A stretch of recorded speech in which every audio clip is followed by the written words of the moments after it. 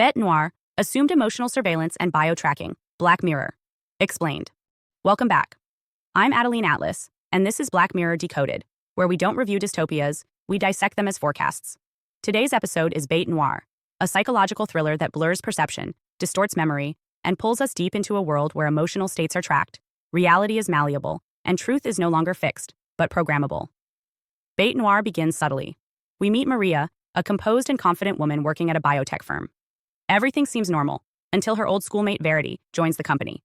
What starts as a reunion quickly turns into an unraveling. Maria begins to experience inconsistencies. Names change, faces don't match memory, key details in her life seem off. It's not loud, it's not dramatic. It's psychological fragmentation by algorithmic design. Let's be clear, Bête Noire isn't about madness. It's about gaslighting at scale, engineered through emotional surveillance and biometric modulation. Maria isn't losing her mind, she's being made to doubt it.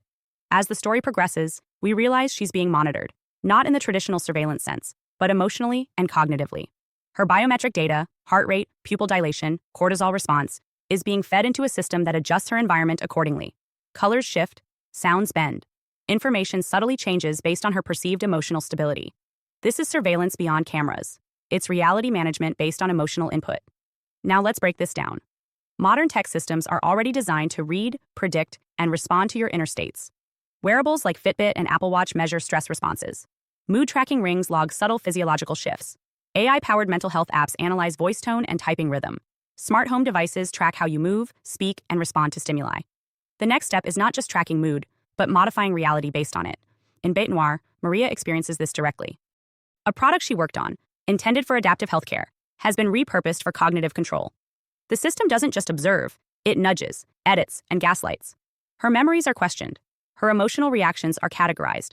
And over time, the line between personal truth and platform-adjusted reality dissolves. This episode is not speculative fiction. It's a tightly veiled blueprint for how emotionally responsive systems will soon be used not just to serve you, but to reframe you. Let's talk about the restaurant detail. Barney's versus Bernie's. Maria insists she's always known it as Barney's. But when she returns to old photos, maps, and signs, everything says Bernie's. Everyone else remembers it that way too. This moment is seemingly small, but devastatingly symbolic. Her sense of continuity, her memory as proof of self, has been overwritten. This isn't a glitch. It's a controlled Mandela effect. Not a mass misremembering, but a programmed contradiction to see who notices and how they react. In our world, this is already being tested. Netflix itself was accused of doing exactly this when fans discovered that different viewers were shown slightly altered versions of Bête Noire. Dialogue changed, details shifted, names flipped. It was an experiment in perception, and it worked. Fans began accusing the platform of gaslighting them, and that's exactly the point. You're not supposed to trust what you see. You're supposed to question your memory. And once you doubt your recall, you're programmable. This is the core of Bête Noire, emotional destabilization as a tool of control. The system doesn't need to convince you of a lie. It only needs to make you uncertain of the truth. In Bête Noire, Maria isn't being surveilled in the traditional sense. She's being psychologically recalibrated based on real-time data from her body, converted into triggers for narrative distortion. Let's talk about how this works. In this world, memory is no longer trusted, it's tested. Maria begins seeing contradictions, places she remembers differently, people whose behaviors feel off. She's told she's wrong, gaslit by her environment, and reconditioned not by violence, but by feedback loops designed to destabilize her confidence. This is how AI-driven cognitive warfare works. And it's not science fiction. Emotion tracking platforms are already used in customer service, political campaigns, advertising, and even criminal sentencing. They don't just ask what you think. They monitor how strongly you feel it, and how that intensity can be redirected. Now imagine those systems paired with adaptive environments, smart homes, mixed reality displays, neural interfaces. What Bête Noire shows is that the digital world can now modulate what you see, what you remember, and who you trust, all based on biofeedback signals you never consciously gave. Let's ground this in today's tech. Emotion AI is already used in call centers to escalate or de-escalate based on stress levels. Tools like Realize or Affectiva analyze facial expressions in real time for ad effectiveness. Wearables like Moodbeam and Fitbit Sense track emotional spikes and physiological shifts.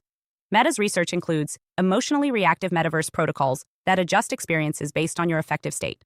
The purpose? Behavioral optimization. But Bête Noire shows us the darkened version, when optimization becomes coercion. Maria is effectively being edited in real time. Her surroundings are selectively responsive. Her memories are rewritten through subtle cues, visuals, language, social feedback. The people around her are either part of the manipulation or blind to it, and the system doesn't care about her truth. It cares about her compliance. Let's talk about narrative targeting. Maria isn't being told a new story. She's being baited into accepting one. Verity's arrival isn't just a coincidence, it's a stressor. A variable injected to test response, to provoke memory conflict, to probe the edges of identity stability. This is how algorithmic narrative works today in protoform. Content feeds adjust based on your reactivity. Search engines suggest completions based on your emotional profile. Video platforms test emotional resonance and escalate themes to match stress or seduction signals. In Bête Noire, these ideas are scaled up into a full-world simulation, where your inner world becomes the key to controlling your outer reality. And now, let's return to the real-world rollout of this episode. In 2025, viewers noticed something strange. Bête Noire was not the same for everyone. In one version, a restaurant is called Barney's. In another, Bernie's. Dialogue shifts. Visuals differ. Fans began comparing screenshots and arguing online. Was it a bug? A misremembered detail? A psychological test? It was deliberate. Netflix had reportedly deployed alternate cuts to subtly disorient viewers, mirroring the very reality manipulation the episode was about. Social media exploded. Some claimed they were being gaslit. Others accused Netflix of manufacturing a mass Mandela effect. But that's the point. Bête Noire wasn't just about emotional surveillance, it was emotional surveillance. You watched it, and then you doubted your own mind. This is the evolution of content. Experiences tailored not to entertain, but to fracture perception, so that emotional regrounding can be bought, subscribed to, or programmed externally.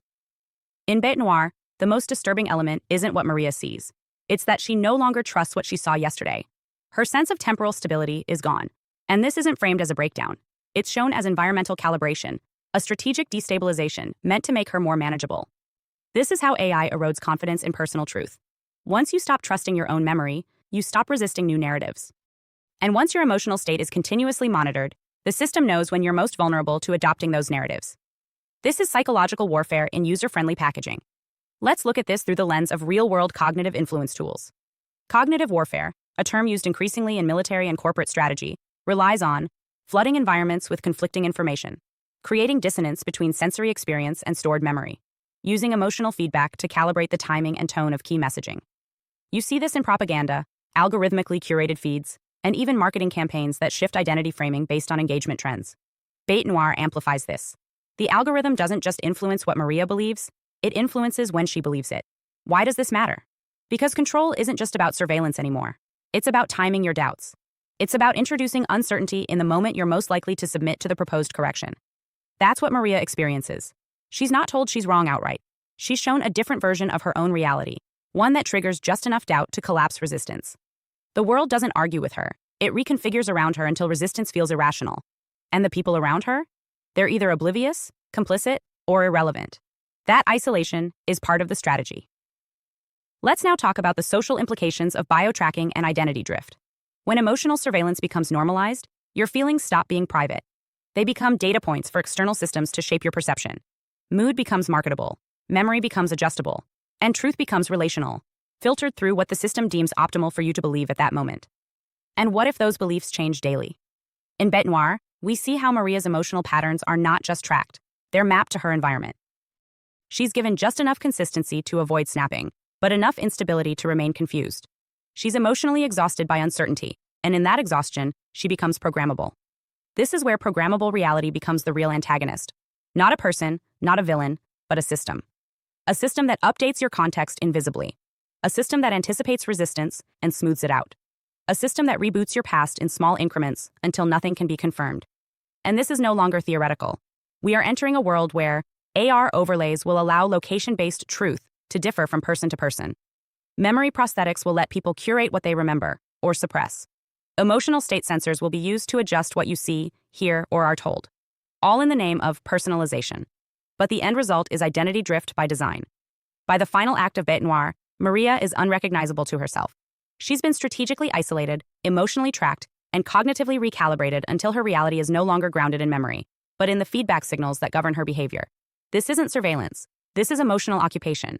The core horror of Bête Noire is not what's happening to her. It's that she can't prove it. She has no objective frame of reference, no static truth to anchor her sense of self. And that's the episode's final warning. When your memories are destabilized and your emotions monitored, you become governable through suggestion, not force. Let's be precise. This is gaslighting systematized. Gaslighting used to be an interpersonal tactic. Now it's becoming infrastructural. Algorithmic systems can now modify your environment, selectively display information, and suppress feedback, all based on your biometric and emotional state. This is where autonomy collapses.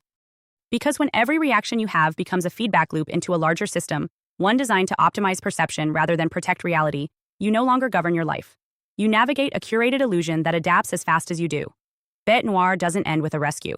It doesn't offer resistance fantasy. It ends with ambiguity, just like the experience of living inside a system that refuses to name itself. That is the reality of gaslight governance. It's not meant to be confirmed. It's meant to be endured. And this has real-world precedent. In digital propaganda campaigns, different users receive different facts, based on behavioral profiling. In memory-based targeting, emotional cues are used to distort what users believe they remember. Platforms are beginning to shape what people recall as their own experience, even when details have been subtly altered over time. This is not just misinformation. This is memory warfare. Because once you control what a person remembers, you no longer need to censor them. They self-correct. They self-doubt. They become narrators of their own manipulation. Bête Noire is not warning us about the future. It's describing the present, in delayed disclosure. So what does this episode ultimately teach us? That in the age of programmable environments and biometric surveillance, truth becomes adaptive, memory becomes editable, and emotion becomes the key input for behavior control. This is the final evolution of soft authoritarianism, not repression, but curated confusion, not censorship, but reality replacement. This is Black Mirror Decoded. The future wasn't fiction.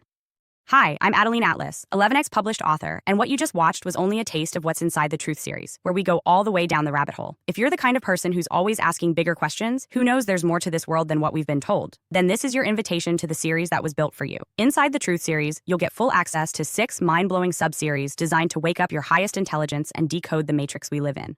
1. Locate the truth. Learn how to actually research, not just what to search, but how to verify, cross-reference, read declassified files, and protect your own mind from weaponized misinformation. This is truth-seeking decoded. 2. The Mandela effect.